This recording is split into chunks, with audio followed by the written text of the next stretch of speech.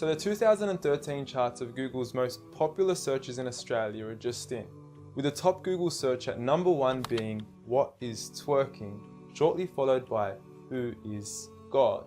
Now, on saying this, I don't think you have to be a genius to figure out which of the two questions is more important to be asking Google. I mean, one could potentially explain the reality of our existence, while the other would potentially leave us scarred for the remainder of our existence. And look, I know there's a lot of skepticism surrounding this issue, and quite frankly, I don't blame you. I mean, the meaning of God has been thrown around so often we forgot what it means. From some Zeus-like man in the sky with a big beard, to Thor, to a half-animal, half-human creature, to Kanye West shamelessly producing a track titled "I Am God" on his album Yeezus, to Eminem then self-proclaiming himself as the rap god, a new brand of clothing titled "I Am God", and who could forget Justin Bieber and his Believers. You affectionately refer to your fans as beaners. No believers. And now I understand that most of this may be exaggerated, and many of these examples are mere semantics and plays on words that are probably being taken out of context, as let's face it, nobody actually believes in Bieber, and I highly doubt that Kanye West considers himself a god. When someone comes up and says something like, "I am a god," everybody says, "Who does he think he is?" I just told you who I thought I was, a god. And now, Kanye West smashes his head into a street sign really, really hard. Oh! Kanye. Kanye, you okay? Sounds like Kay's got a new hit. A god. That's who I think I am. Kanye, you okay? So with all these misconstrued definitions of God, the least I could do is help clear the water and help us finally find out who is God. Well, to begin, let's start with the things that we all agree on.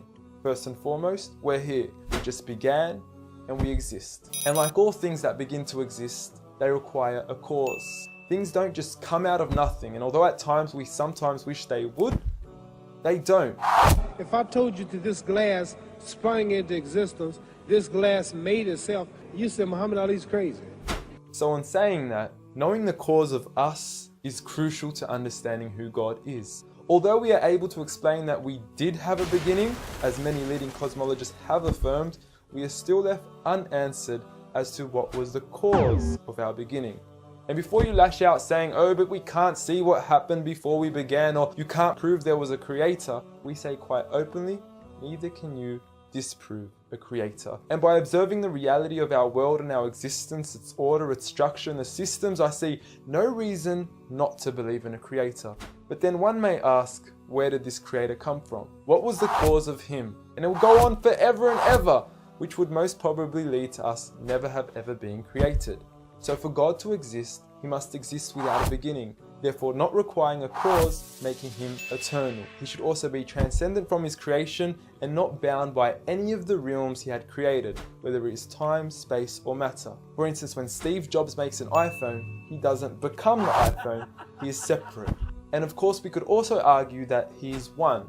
This makes the most sense, and it would also avoid any potential conflict between two disputing all-powerful gods with conflicting interests. But we still don't know which God is he. Are you Zeus? Are you Thor?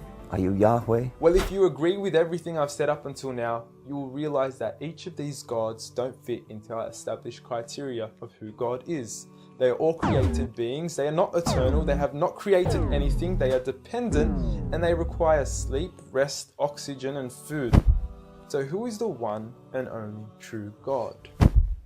I present to you a God who is one and only, eternal, exists without a beginning, who was uncreated, requiring no cause for himself, yet being the absolute cause and creator of everything else.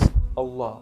A simple definition of God that is logical and rational. There is nothing like him, no man, no creature, nothing imaginable. He is the one who is perfect, although I don't like using the word perfect because our understanding of perfection would never encompass his true essence. He is in control of everything, whereby nothing can harm us unless he wills it. He is the all-knowing, the all-hearing, and unlike our friend Kanye, he is the all-seeing. Many of us would then argue that although these verses do provide a logical and sound concept of God, how do we know that these words are indeed the words of God? Well, first and foremost, the Quran isn't just any book. It was revealed over 1400 years ago as direct revelation from God to the final prophet Muhammad, peace be upon him, and was sent as the most eloquent piece of literature to before mankind. Revealed at a time where poetry was rife and to a population housing the best of poets, only to leave them speechless and at a loss for words. Now what is important to note is that the Quran doesn't fit in any of the known classes of poetry nor prose. Rather, it is a fusion of both that even to this day shape the hearts of Muslims and non-Muslims alike. It's almost trance-like. I mean, you can hear it's very euphonic.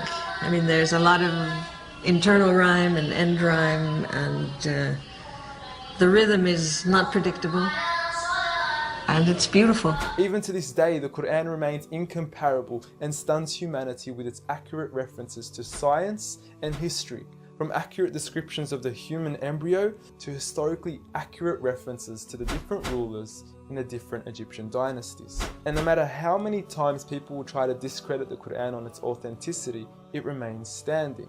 Will you please, at the very next science lesson, get some salt water, get some fresh water, and mix them and see what happens? The Quran says 2 seas, not 2 cups of water. And to those that doubt it is from God, the challenge is simple. Bring forth something that can compare. And now, although this challenge has been attempted multiple times throughout their past, history has witnessed that no man has been able to rival the Quran. But does this challenge still apply today?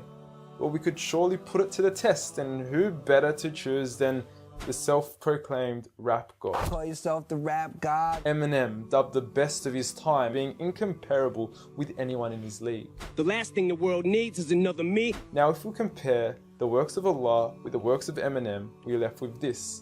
Stickety gibbity hippity hip hop, rappity rap, packing a mac in the back of the act, pack back rap yak yakety yak yak at the exact same time I attempt these lyrical acrobat stunts. Look, content-wise, I don't know. However, we can't deny that lyrically he is impressive. He has rhythm, rhyme, style, alliteration, and assonance. A short video online even indicates that in one of his songs he almost made every second to third word rhyme. But how does he compare with the Quran's smallest chapter of 3 verses, Surah Al-Kawthar? Now, in just 10 words, Allah is able to use over 30 linguistic and rhetorical devices, including emphasis, multiple meaning, grammatical shift, word order and arrangement, ellipsis, conceptual relatedness, intensification, choice of words, repetition, intimacy, exaggeration, and prophecy, along with many, many more. What's also important to note is that the linguistic devices in the Quran aren't just thrown about randomly. For instance, Allah would use palindromes strategically to describe the terms glorify your Lord and the orbiting of planets, as though both processes are occurring continuously, non-stop, one after the other. The shortest chapter in the Quran also contains a rhetorical device that no one can compete against nor replicate: prophecy. At the end of the first verse, Allah promises Muhammad, peace be upon him, that he would be given abundant good at a time when he was at one of the lowest points of his life, with a small amount of followers and low social status. He had even just lost his son, and his enemies were taunting him with cut-off lineage and progeny, yet Allah was promising him abundant good at this time.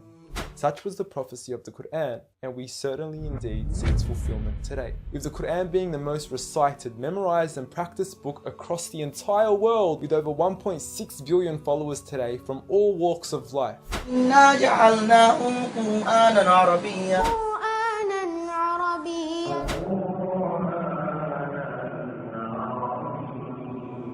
Now, I know many of you are probably thinking, okay, cool story bro, but what's the purpose of the Quran? Well, the importance is that it gives meaning to life, from our overall purpose of existence to why we're here and what happens once we die. God teaches us that each and every single one of us is being tested.